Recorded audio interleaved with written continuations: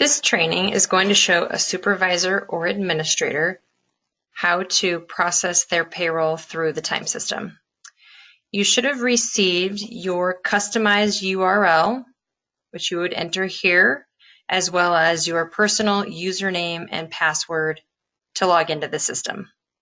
Once you enter that information and click Login,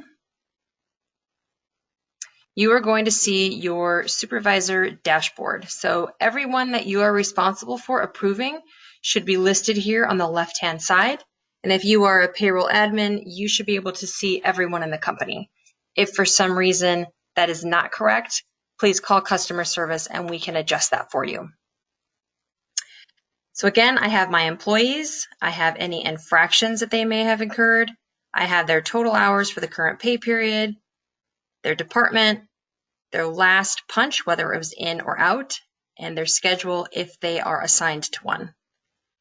First thing we need to do is to go through our time cards to approve the time to get payroll done. A couple different ways we can do that. I can click on the time card selection here to the right. I can start on any letter of the alphabet if I need to go to a specific time card, or I can use the series of tabs across the top. So let's click on time card. This is going to take me into my employees' individual time cards that I can then approve and send into payroll. First thing you're going to want to make sure is that you're in the correct pay period. So I am going to be approving time cards for the September 9th to September 22nd pay period.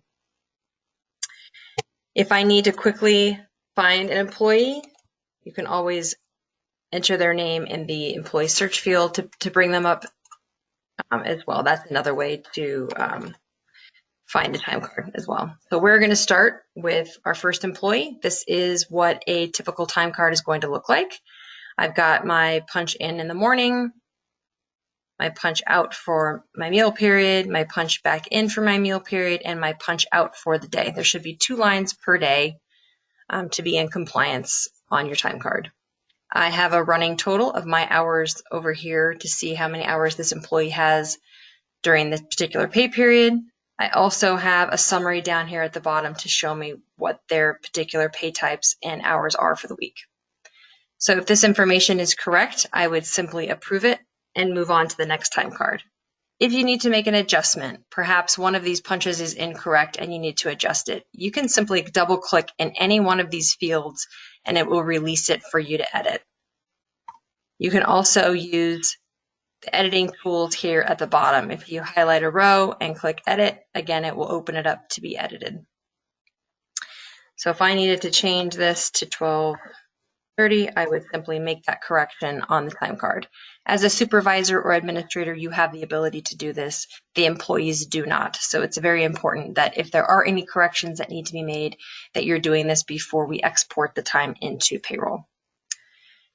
If you needed to add hours quantity, perhaps jury or bereavement, you would simply click on add hours quantity. You can select the day,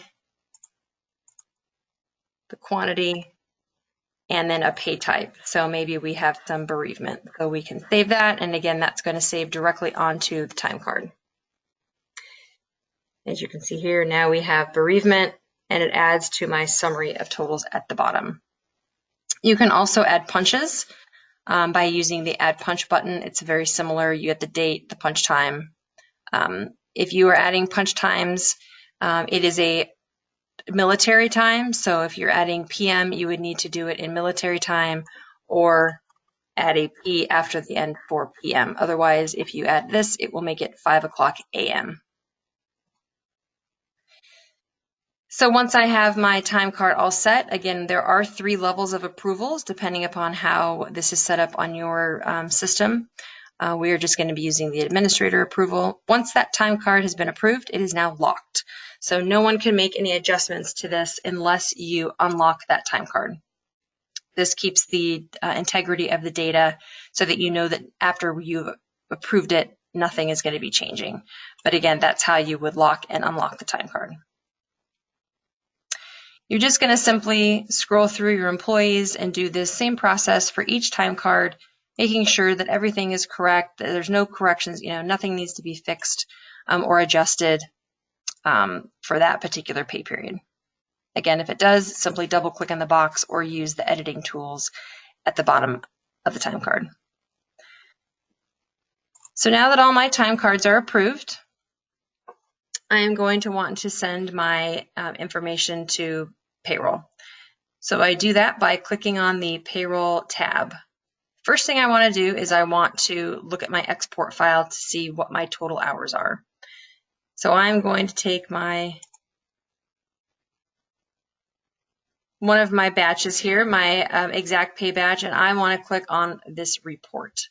This report is going to tell me exactly how many hours are in my particular payroll, and then I can use that time against my batch controls in Payentry to double check that everything came over correctly. When I'm ready to export my information into Payroll, I'm going to go to Processing. From Processing, I have my batch over here. I'm going to select the batch I want to send to Payroll, and I'm simply going to click Send Hours to Payroll.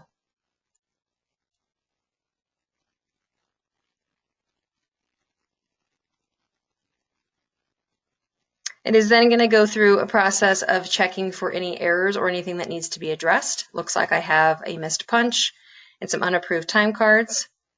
I can select the error details to see where this information is if I need to make adjustments. So I can go to that employee and make any adjustments that I need to.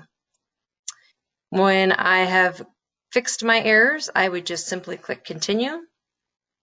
And the system is going to send those hours to Payroll. Once the hours are sent, it's going to give me a confirmation.